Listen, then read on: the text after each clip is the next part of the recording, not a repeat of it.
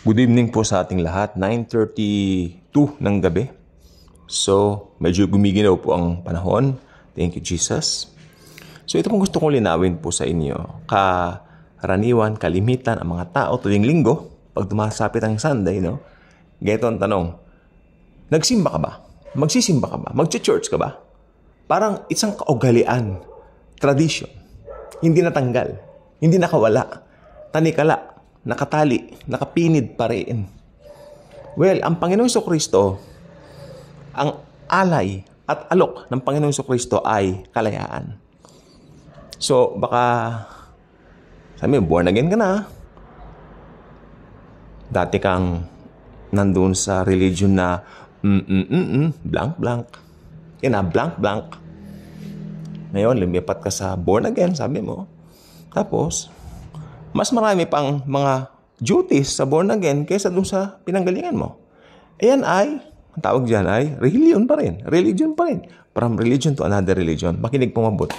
If anyone is in Christ, he is now a new creation. The old has passed. Behold, all things become new.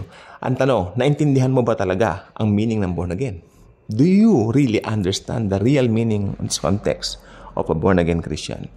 A born again is someone na binago ng Panginoong Jesucristo from the inside out. Sapagkat nang pumasok si Jesus sa buhay ng bawat believer, yung transformation nun lalabas. Kaya yung mga good works natin, ito po ay bunga na lamang.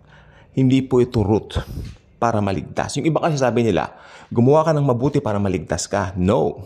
Ayan ang religion. Gumawa ka ng mabuti para maligtas ka. Pag ganyan ang turo, religion pa rin yan.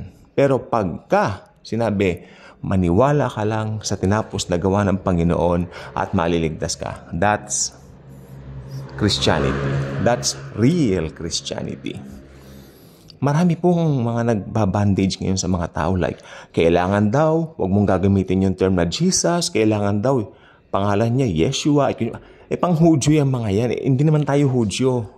It doesn't matter sa Panginoong Jesucristo yan. Tinatawanan lang ni Jesus yung mga ganyan na mga kaisipan ng mga tao sapagkat kalayaan ng Galatia 5:1. Ako nandito po ako para kayo po ay paalalahanan ko na si Jesus ang dala niya kalayaan. Yung Yeshua, pangalan niya sa mga Israelita. Pero tayo po kasi hindi naman tayo Hudyo. Jesus.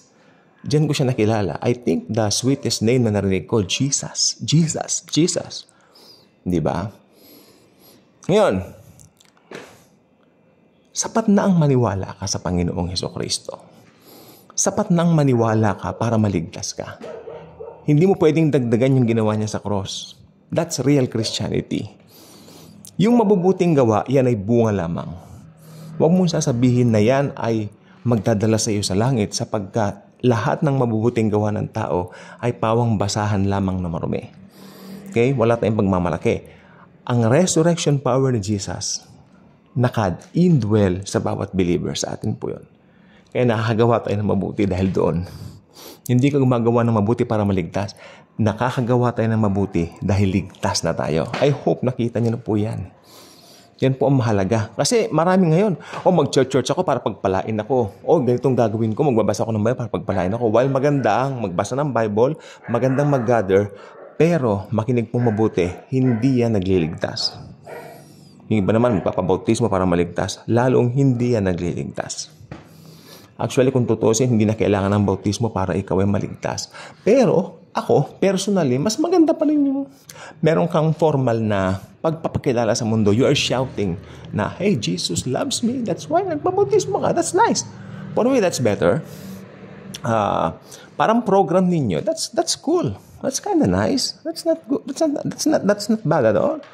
Pero, wag mong iisipin na yung bautismo nagliligtas sapagkat talaga pong, wow, yun po ay blasphemy laban sa ginawa ng Panginoong Jesucristo. Ang nagligtas sa atin ay ang dugo lang ng Panginoon. At ang pinaka-good news dito, yung kaligtasan na ibinigay ni Jesus, hindi na yan mawawala. Hindi na yan mawawala. Sa atin yan forever, possess natin yan forever. Subscribe, like, share, and share the love of Jesus. Bye-bye.